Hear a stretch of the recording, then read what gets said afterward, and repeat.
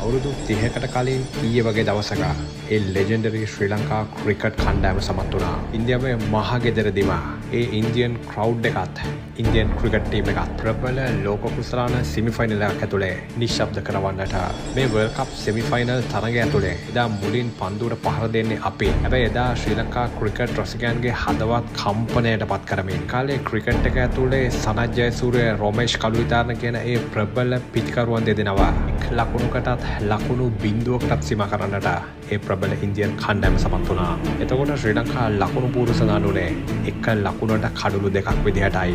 ඉන් පසු ශ්‍රී ලංකා ක්‍රිකට් කණ්ඩායම වෙනුවෙන් පිටියට පැමිණියේ ශ්‍රී ලංකා ක්‍රිකට් වංශ කතාවේ අසම සම ක්‍රීඩකයා. මේ වගේ දැඩි පීඩනයක් තියෙන තරගයක් ආසාවෙන් ක්‍රීඩා කරන්න බලාගෙන ඉන්න ක්‍රීඩකයා අරවින්ද ද සිල්වා.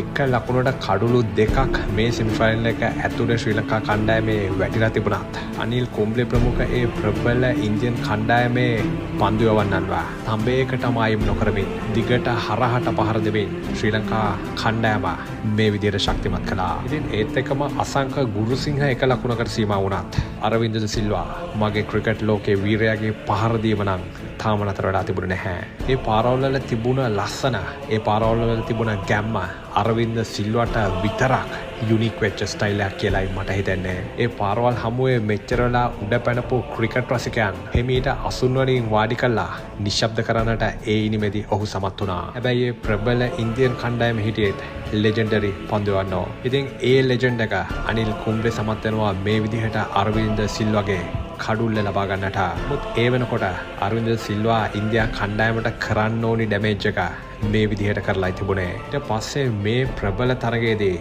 රොෂාන් මහානාම සමගින් එකතු වෙච්ච අර්ජුන රණතුංග නායකයා රොෂාන් මහානාම ලකුණු 58කුත් අර්ජුන රණතුංග ලකුණු 35කුත් අවසාන වශයෙන් අපේ පන්දුව යවන චමින්ද වාස් පන්දු 16ක් ඇතුළත ලකුණු 23ක් ලබාගෙන ඒ කාලේ විදිහට ලකුණු 251ට කඩුළු 8ක් විදිහට ඩීසන් ටෝටල් එක රඳවන්නට ජයග්‍රාහී ලකුණු 252ක ඉලක්කයක් සමග පිටියට පැමිණේ ගෝඩ් ඔෆ් ක්‍රිකට් සමග නවජත් සිදුගේ කඩුල්ල ලකුණු 3කට සීමා කළත් ගෝඩ් ඔෆ් ක්‍රිකට් සචින් තෙන්ඩුල්කර් අරවින්දගේ ගැහිල්ල ආවේශ කරගන්නයි මන බලමින් හිටියේ. පන්දු 88ට ලකුණු 65ක් ලබාගෙන තමන්ගේ ඉනිම ශක්තිමත් කරගනිමින් තිබුණු මොහොතක ලකුණු 98ට එක් කඩුල්ලක් විදිහට සඳහන් වෙච්ච මොහොතක ශ්‍රී ලංකා කණ්ඩායමෙන් ගිලිහෙමින් තිබුණු ඒ තරගය මේ විදිහට රොමේෂ් කළුවිතාරණ ද ගෝඩ් ඔෆ් ක්‍රිකට් සචින් තෙන්ඩුල්කර්ගේ කඩුල්ල ලබා ගත්තේ. ඒ ගිලිහෙමින් තිබුණු තරගය නැවත ශ්‍රී ලංකා කණ්ඩායම දෙසට හරවමින් කුමාර් ධර්මසේන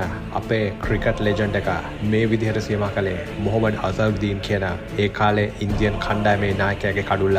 අරවින්ද සිල්වා 7 වෙනි කඩුල්ලත් ඉන්දියානු කණ්ඩායමේ මේ විදිහට ලබා ගනිද්දී ඉන්දියන් ප්‍රේක්ෂකයන් වියරු වැටෙන්න පටන් ගත්තා. ඉතින් එතෙන්දී මෙන්න මේ ගෞරවනීය ක්‍රීඩකයා උපුල් චන්දන කියනවලු නායකයාට මේ ෆයිනල් එකට අරවින්ද අයියව පරිස්සම් කරගන්න ඕනේ මම බවුන්ඩරි ලයින් එකට බහින්නම් කියලා. ඉතින් ඒ අනුව ඉන්දියන් කණ්ඩායමේ 8 වෙනි කඩුල්ලත් අරවින්ද සිල්වාගේ මේ සුපිරි උඩපන්දුව හමුවේ බිඳ වැටෙද්දී ඉන්දියන් ක්‍රිකට් රසිකයන් තව තවත් විවුරු වැටිලා ඔවුන්ගේම ක්‍රීඩාංගන මේ විදිහට ගිනි තියන්න පටන් ගත්තා. ඔවුන්ගේ අතට අහුවෙච්ච දේවල් වලින් ක්‍රිකට් පිටියට පහර දෙන්න පටන් ගත්තා. එවනකොට ඉන්දියන් ලකුණු පූර්ව සඳහන් වුණේ 120ට කඩුළු 8ක් විදිහට. ඉන්දියා කණ්ඩායමට ජයග්‍රහණය සඳහා තව ලකුණු 132ක් අවශ්‍ය වුණා. ඉතින් ඉන්දියන් ක්‍රිකට් රසිකයන්ගේ මේ පහත් ක්‍රියාවන් හමුවේ තවදුරටත් තරගයේ ක්‍රීඩා කරන්නට නොහැකි බව දැනගත්ත විනිසුරුවරු තරගයේ ජය ශ්‍රී ලංකා කණ්ඩායමට ලබා දුන්නා. ඉතින් ඒ අනුව 1996 ක්‍රිකට් ලෝක කුසලාන අවසන් තරගයට ශ්‍රී ලංකා කණ්ඩායම මේ විදිහට සුදුසුකම් ලැබුවා. ඉතින් මේ තරගයේ ජයග්‍රහණයත් එක්ක